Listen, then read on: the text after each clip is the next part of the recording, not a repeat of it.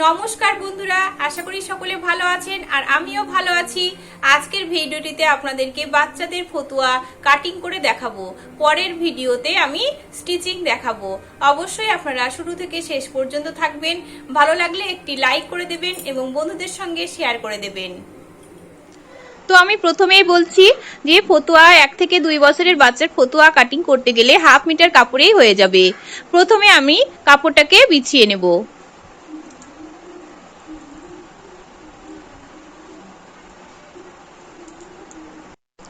এবার আমি কাপড়টাকে 4 ভাঁজে ভাঁজ করে নিয়েছি। যেহেতু লম্বালম্বি ভাবে দাগ টানা আছে সেই অনুযায়ী আমি কাপড়টাকে ভাঁজ করে নিয়েছি। তোমাদের কাপড় যেভাবে দাগ টানা থাকবে বা প্রিন্ট থাকবে সেই অনুপাতে তোমরা ভাঁজ করে নেবে। এবার উপরের দিকে কিছুটা কাপড় আমাদের আঁকা বাঁকা আছে, সেই জন্য আমি এখানে লম্বালম্বি ভাবে দাগ টেনে নেব।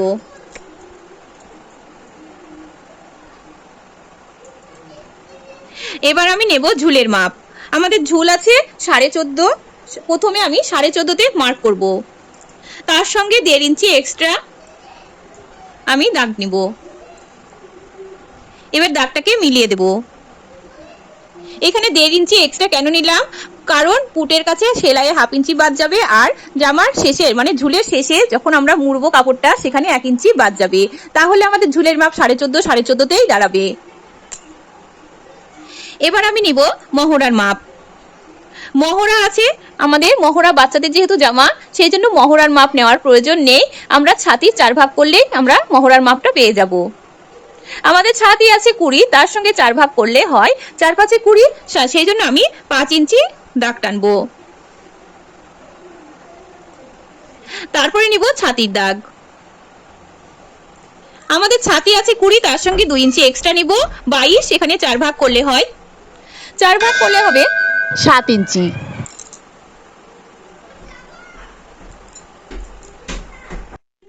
আমি দাগ অনুযায়ী কেটে নিয়েছি। এবার আমি পার্ট দুটোকে আলাদা করে নেব। একটা সামনের পার্ট, এটা পিছনের পার্ট। এবার আমরা সামনের গলার জন্য নিব গলার চওড়া 2 ইঞ্চি। গলার লম্বা নিব, সামনের গলা নিব 3 ইঞ্চি। এবার আমি এটাকে একটা বক্স করে নেব। আমি ফিতে দিয়ে দাগ টানছি, আপনারা স্কেলও ব্যবহার করতে পারেন।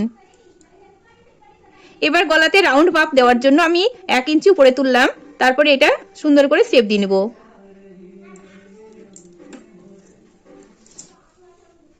এবার আমি দাগ বরাবর কেটে নেব।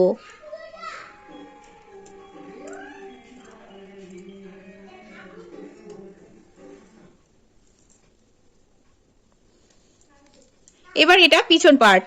পিছন পার্টের গলার চওড়ার মাপ একই রকম 2 ইঞ্চি নিতে হবে। সামনের পার্টে যা থাকবে পিছন পার্টেও তাই থাকবে।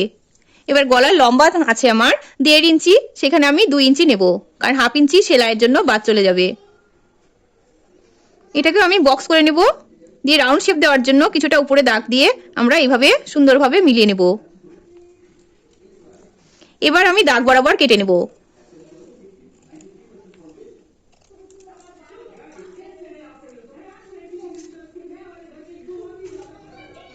এটা দেখুন সামনের পার্ট, এটা হলো পিছনের পার্ট।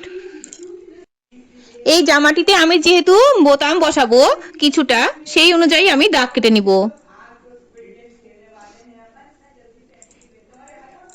সামনের পার্টে আমি প্ল্যাকেট তৈরি করে আমি বোতাম বসাবো।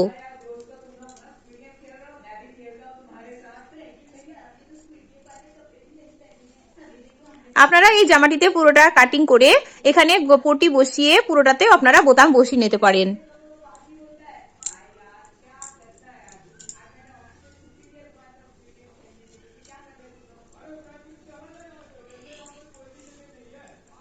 এবার গলাতে পট্টি বসানোর জন্য আর প্ল্যাকেট তৈরি করার জন্য আমি কাপড় কেটে নেব। হাফ মিটার কাপড় থেকে বেঁচে থাকা যে কাপড়টার টুকরোটা থেকে গেছে সেই কাপড় থেকে আমি কাপড় কেটে নেব। আমি এই জামাটা তৈরির জন্য যে হাফ মিটার কাপড় ব্যবহার করেছিলাম সেই কাপড়টি থেকে যে টুকরোটা বেঁচে আছে সেই কাপড় থেকে আমি গলার তেরচা পট্টি এবং প্ল্যাকেট তৈরি করব। তার জন্য আমি কাপড় কেটে নেব। আমরা তেরচা পট্টির জন্য ফিতেটাকে তেরচা বরাবর আমি রাখলাম কাপড়টা। আমি গলাটা রেডি করার জন্য তেরচা পটি কেটে নিচ্ছি।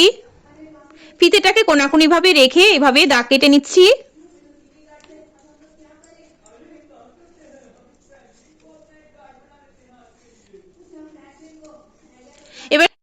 এরপরে আমি এই জামাটিকে সেলাই করে দেখাবো।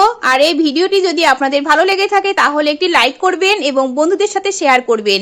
আর আপনাদের কোনো প্রশ্ন থাকলে আমাকে কমেন্ট করে জানাবেন। ধন্যবাদ।